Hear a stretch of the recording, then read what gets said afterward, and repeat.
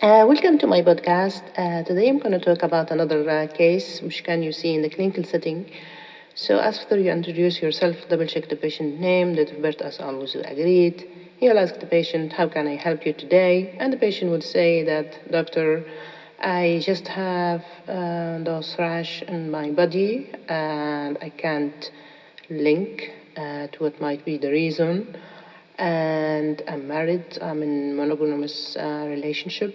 I have a kid as well. I just noticed myself that I'm having this fever as well, and feeling not well in myself. And my child noticed that she had some lesion as well.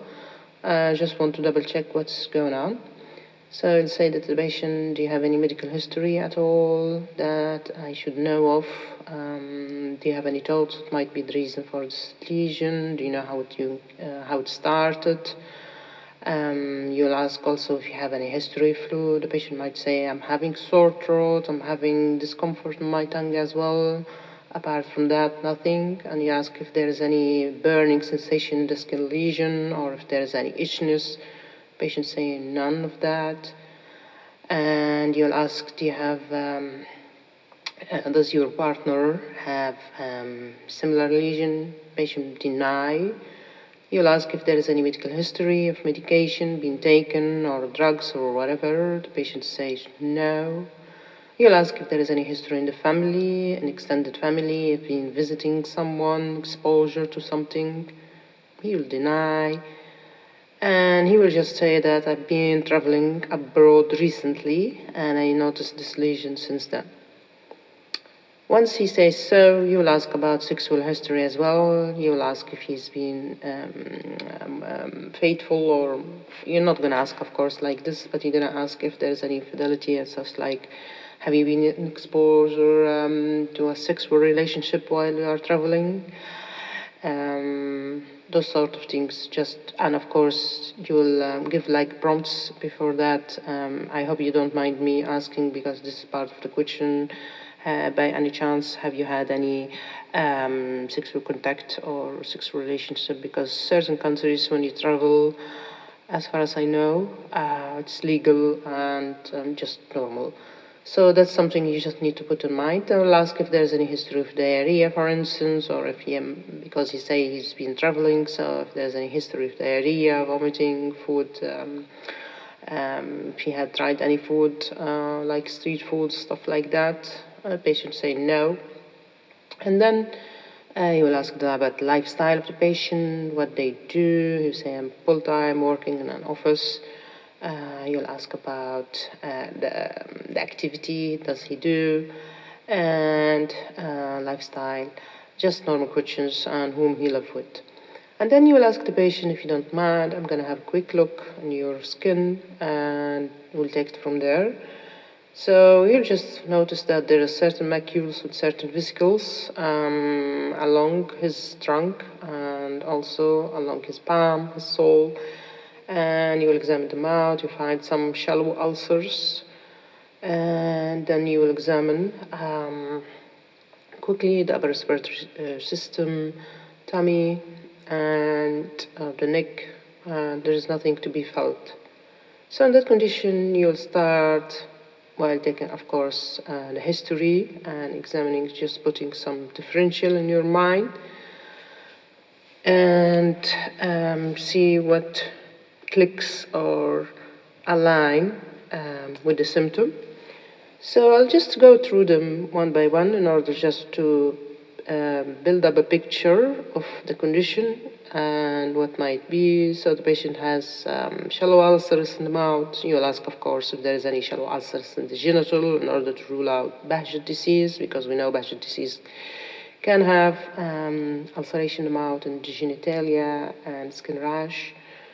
And then you will think about foot-mouth disease. It's another condition whereby there is the element of skin rash and fever. I remember a long time ago when I was practicing back home, I've seen a child from the Far East with his parent, and he was typically presented with the whole manifestation.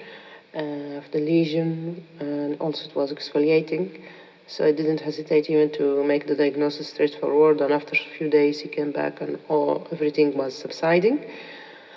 So for the hand-mouth food disease, mainly the virus, which main culprit is Coxsackie A, and it could affect in certain situations atypical sites and can give like a pseudo-purpuric manifestation. However, it will be mainly in the face, limbs and trunks, so it will be like purpuric with few physical here and there, and the tongue can be red or strawberry tongue as been said or described.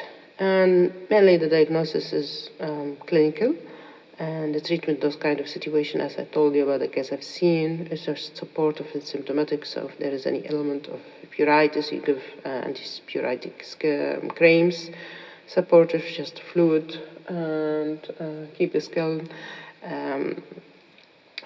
calm.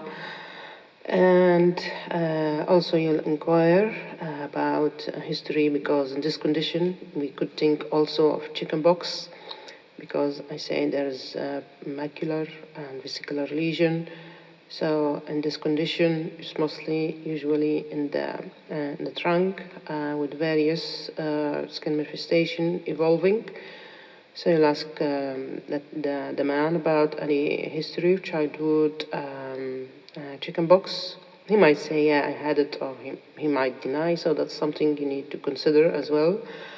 And also you need to think about something called mpox, which has been recently documented in the UK in certain places. And I had made a podcast about mpox, if you'd like to hear it, in order just to build up idea what is mpox. So you need to ask if there is any history of exposure and any risks at all. And you will examine the skin lesion. And of course, in this condition, there is no umbilication, and the anogenital and perioral lesion is not there. So this will rule out the mpox. And another thing that you need, of course, to think of, which is very common sometimes, especially if the patient had history of sexual exposure out the marital relationship. So it's secondary syphilis.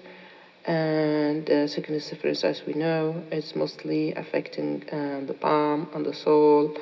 And of course, you will send for the specific syphilis blood test. So by this, I hope that I bring to your attention a case that could be seen in the clinical setting, and in order not to get confused or mixed up with other skin condition that regarding that area, you need just to have a thorough understanding, which might be, of course, from the history and the presentation for the skin lesion, and how can approach it and treat it effectively and efficiently. Thank you.